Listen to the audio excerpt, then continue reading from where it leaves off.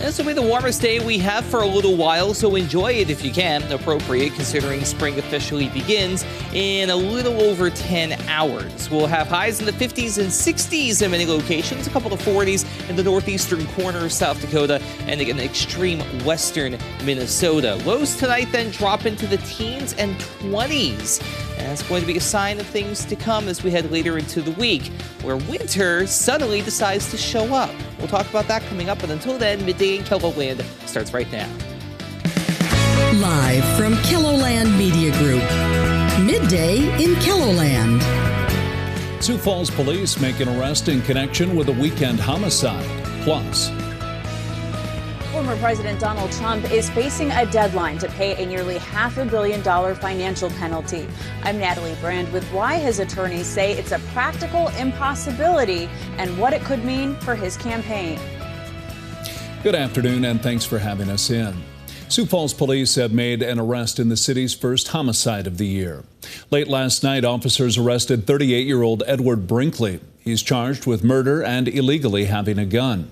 He's charged with shooting and killing a man in a downtown apartment building over the weekend. According to court documents, witnesses saw Brinkley enter the building wearing a baseball cap and green St. Patrick's Day glasses. Investigators say both the hat and glasses were found inside the apartment building following the crime. Brinkley can also be seen on surveillance camera entering and leaving the apartment building. Police have also identified the victim as Richard Sowers. We're going through court documents and looking into Brinkley's lengthy criminal history, and we'll bring you a full report later today on KELOLAND News. Rapid City Police are investigating a suspicious death. Authorities say gunshots were heard just after 4 o'clock this morning in the southwestern part of the city. When officers arrived, they found a man with a gunshot wound. He was pronounced dead at the hospital. Investigators are asking anyone with information to contact the Rapid City Police Department. Turning now to a first look at your midday forecast with meteorologist Adam Rutt. Sunshine, 50s and 60s, but it's not going to last, Adam. No, considering we've been having this kind of weather for a better part of this month already, you would think, hey, why not? May as well just continue. But yeah, it's March and it's South Dakota. It can never come that easy. 61 in Rapid City, though, as they get a little bit closer to the lunch hour out west with a variable breeze at just 7 miles per hour. But still, it is such a beautiful afternoon out there, even with the breeze downtown. 56 at the airport, north wind at 16 miles per hour. Enjoy this day if you have the chance to do so, because that is going to be the exception to the rule as we head through the rest of the week and into the weekend for that matter. We're at 54 right now in Mitchell as well as Huron, 52 in Aberdeen, 47 for Watertown, 45 Ortonville, up at 59 in Spearfish, 57 for Buffalo, 55 Pine Ridge, 56 also your number for Custer, Phillip, Winter, and Valentine. So yeah, we're doing pretty well for ourselves on the thermometer, even with that northwesterly wind being a little bit of an issue. Nothing too bad, though, but considering how dry it's been and how dry the air is right now, once again, we do have to consider elevated fire weather concerns, especially East River, where we have that sustained wind at 10 to 20 miles per hour. Beyond that, yes, there is a cold front. No, there's no moisture associated with it. It's basically there for show. All it's going to do is warm us up today, and then we cool down, especially West River, as we head into the day on Wednesday. And really, we don't recover as we head through the rest of the week. Because if anything, well, we'll talk about that in a little bit. The rest of your day today, we'll focus on the positives. It's a great day to get outside, like I said. Plenty of sunshine, 50s and 60s, unless you're up toward Marshall and the Buffalo Ridge. You'll be on either side of 50. Meanwhile, to the northeast, 40s up towards Sisseton, 50s elsewhere, including 52 for Aberdeen today, even near 60 toward Miller. Out west, we'll see 50s and 60s, even near 70 if you're down toward Valentine or out in Hot Springs. But still, this isn't bad. It's just a shame this won't continue. We'll talk about the rest of your 7-day forecast coming up in a little bit. Thank you, Adam. An Elk Point flower farmer's business is blossoming. 3 years after opening, the owner of Flourish Flower Farms was named the South Dakota Specialty Producer of the Year. And while flower picking season is still a few months away, growing season is here.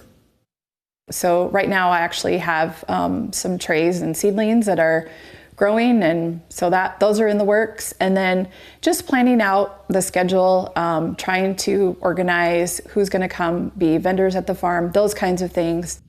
In tonight's Eye on KELOLAND, Summer Roddershot takes us to the flower farm to talk about how they got started, what they offer, and the award they received. The kids at Children's Home Society are in for a sweet treat.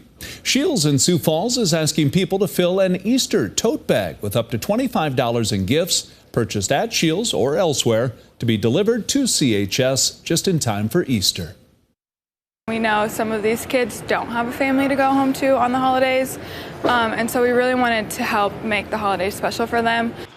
The completed tote bag should be returned to customer service at Shields by noon on Friday and will be delivered to Children's Home Society.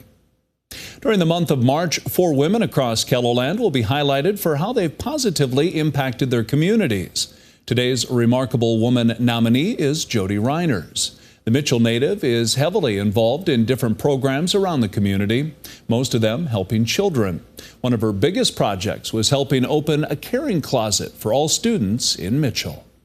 There was a caring closet at the high school when I got involved right before COVID, and I helped expand it, and then it's now available for all the kids in the Mitchell School District, so preschool all the way through high school seniors.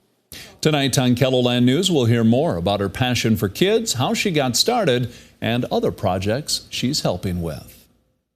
Time is running out for former President Donald Trump to come up with $454 million for a bond needed to appeal his civil fraud case in New York State. Natalie Brand has the latest from Washington, D.C. Former President Donald Trump is facing a deadline next week, owing nearly $500 million from his New York civil fraud judgment. After Trump was unable to reach agreement with more than 30 companies that provide appeal bonds, his attorneys said raising the money in time is a practical impossibility. Without a bond, New York Attorney General Letitia James could begin freezing bank accounts and seizing prized properties, including Trump Tower and 40 Wall Street. The bottom line is this is rigged. Trump is facing a cash crunch not only to fight his multiple legal battles, but to fund his presidential campaign. At the start of 2024, his cash on hand has lagged behind the Biden campaign. CBS News has learned Trump is considering enlisting his former 2016 campaign chairman, Paul Manafort, to help raise money.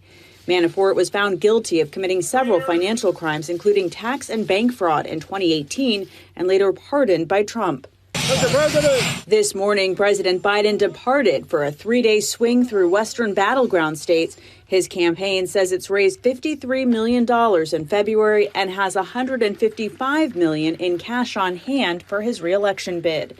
Natalie Brand, CBS News, Washington.